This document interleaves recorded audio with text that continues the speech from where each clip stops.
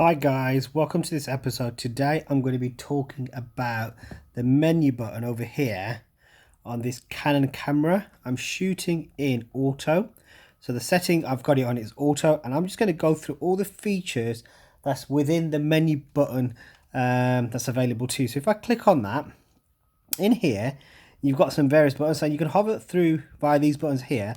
So if I take it to menu, the first one I want to show you, it's got large format, so you can change the file size to whatever you want it to be.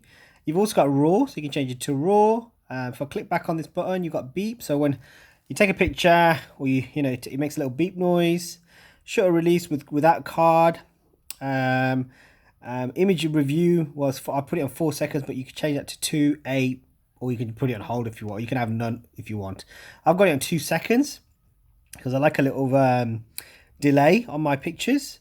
I will go through as many of these features that I know and that I use. So yeah, let's keep going. So peripheral correction. I think that's to do with your lens. So it gives you your lens over here. So I've got 1855, and I think what it does, it corrects the peripheral view through this. So if anybody else has got any questions about that, please do post, because I'm not 100% sure on that one, to tell you the truth. Red eye reduction, so you can enable or disable that. So I've got it on enable. So when you take a picture and your picture has got a red eye or a white eye, basically that's light bouncing back from the lens to the person's eye with a flash. So you want to enable that so you don't get a red eye or white eye in your pictures. So that's what this icon is. So let's go to the next one. So the next one is view. So you got live view, you got live view mode, quick mode, live mode. I've just got it on live mode, but the thing I changed the most is grid display. So if you're a videographer, you probably know the term rule of third, and if you're filming, you probably want to put it on a grid format so you can compose your shots a little bit better. I think that's quite important if you want sort of good cinematic shots and be able to compose certain subject matters and certain points of interest within the rule of third. So I think that is really important, and I think you should have that on, particularly if you're filming via one of these DSLRs. The next icon is all to do with image erasure and sort of resizing. So the first one is image protect. So if I click on that, on here you've got select images. You can put them all in images in a folder. So you can sort of put them, you can organize them a little bit more. If I go back, protect images, so you can protect certain images, all images on card. You can protect everything that's on your card. So I assume by protecting it, say for example you have any issues with SD card, they'll be in a protected folder, which might be useful. Unprotected on card, so you can unprotect all on card, which allows all images not to be protected. So that's quite useful. If you've got sensitive images, for example, and you don't want someone to play around with it, you might want to put a password, for example, on them. The next one is to do with your histogram. So histogram is a little thing that comes on the front of your thing, and you can have it bright or RGB, red, green, and blue. Image jump. This is quite useful. I've not really played around with this. And before I did this tutorial, I just sort of had to play with this. This allows me to jump one image. This allows me to jump 10 images or 100 images. So if you've got thousands of images on your camera and you don't want to sort of hover through them with this little wheel, you can essentially just jump by 10, 20. So if I select 10, I can hover to the other side. I can do it for video only, or by folder, or by image.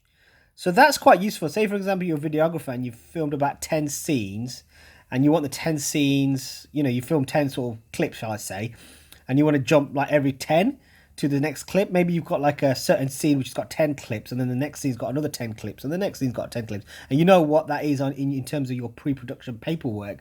Then you can just sort of jump every 10 to 20 to 30 to that scene. So I think that's quite useful to navigating pictures and videos across your workflow. Slideshow, this is quite a useful one as well. If you've got, say, family pictures and you've been to a family party and you want to create a little slideshow, if you click on that, you can select a range of images, go to setup, and you can make a slideshow in your camera. And I'm assuming what it does is it makes a little video out of it. So you can have a display time of 1 second, repeat, so it repeats over and over again, transition effect, There's quite a fair, there's like 3 different fade effects on there. And if you've got any music and you want some music over your little slideshow, maybe you might want to put that on your SD card and then some MP3 files, and then just sort of place them over your slideshow. So yeah, nice little feature. I don't tend to use it, to tell you the truth. If I do make slideshows, I make it on my computer because I've got some specific software which allows me to make much nicer slideshows.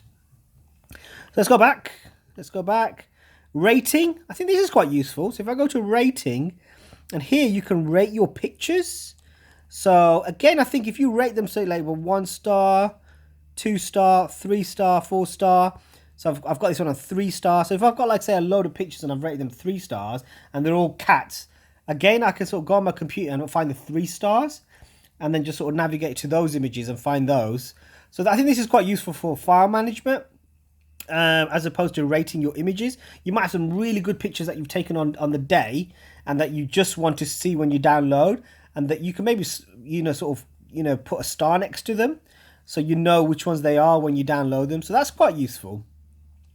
Bass boost. Now I think bass boost is to do with the internal mic on these cameras. What I think it does, it gives it a little bit more boost to the audio. Really, you should be shooting, if you're doing videography, with a Rode mic or some sort of external audio that's going to capture better quality sound. Now I'm filming this with a smartphone. Smartphones do capture pretty decent phone, but with the DSLR camera, you really want some audio connectivity in order to get a little bit more quality of sound. But I think what this allows you to do is give you a bit more audio boost. HDMI connection. I think what that allows you to do is have some control over the HDMI connectivity on this side.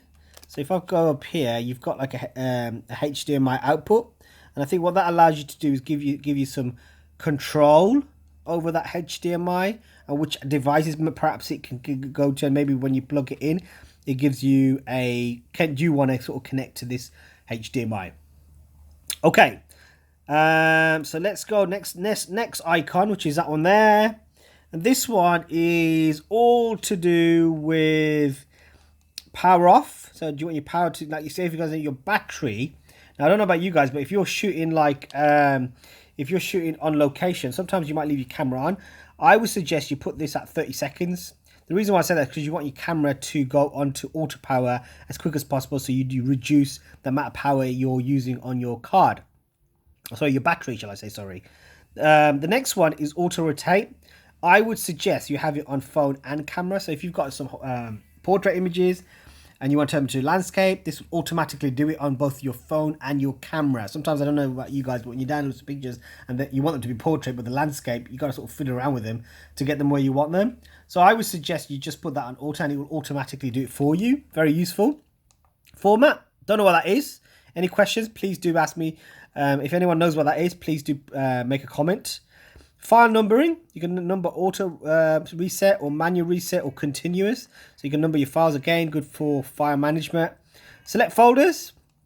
So the camera's got folders, and you can create a folder. And see, now I've made a folder, and if I select that Canon 126 folder, all the pictures that I take maybe today will all go in there. Again, this is very useful for file management. Say, for example, you've had a birthday party, your family do, and you've left the pictures on the camera, and then you've done another do, and it can get sort of confusing where all those images are. So my advice to you is when you make these folders, it'll be on your SD card as well. So just make multiple folders. So Canon 126 is my pictures to Malaysia, and all the pictures will go in there. Another folder I might make. Canon 127 is my pictures that I've gone to Tenerife, and they will all go in there. I'm not sure if you can name the folders because there isn't a keypad. It will just give you by number. So that's useful, but you got to remember what the folder you've put them in, basically. However, you can just check by going to the folder, scrolling across, and checking what's in that folder as well. Okay, so screen color. This is quite useful. I didn't know this existed, but you could change the color of your screen. So if you've got visual impairments, this might be useful for you to change on given things. So say, for example, you want it on black, you want it, so black, white text, or black text, white background, or you want it a grey. I'm not sure if you would like that one, to tell you the truth. Or this kind of yellow text with a black background. I've got it on that. So again, very useful. The last icon is to do with the LCD visuals. So if I click on that one, I can increase and decrease the screen. I've got it quite bright because I want to see things quite bright. Shutter button, do you want it displayed? Display on, yep, I've got that on. That's to do with your date and time, so you can control that as well. Language, English. Video system, if you're in Europe, leave it on PAL. If you're in the US or in anywhere near the US, you want it on NTSC because that's file formats they work in that region. So I'm going to have it in PAL. Sensor cleaning, auto. So essentially when you switch on your camera, the camera does an auto clean of your sensor to make sure that your camera is as efficient as it possibly can. Okay, so the last one, feature guide, don't know what that is. Okay, so maybe let's go into it. Not sure what that is, never used it. Any questions? If anybody knows, please do post. I'm happy to sort of, find out what that essentially is. So there you go, guys. A lot of features in your menu button in auto. So I've got it in auto, and there's a lot of features in there that are useful for your videography and your photography. If I put it on manual, there are even more features, and I'm not going to go through all of those because today's video was about the auto menu features that I've just talked through. So any questions, please do post. Thanks for watching. It's a bit of a long one. Some of the features I don't know what they are. Majority of them I did know what they are, and they are useful for your videography and your photography needs. Any questions, please do post, and I'll be happy to respond to anything that you may have. Thanks for watching, guys. See you later. Bye.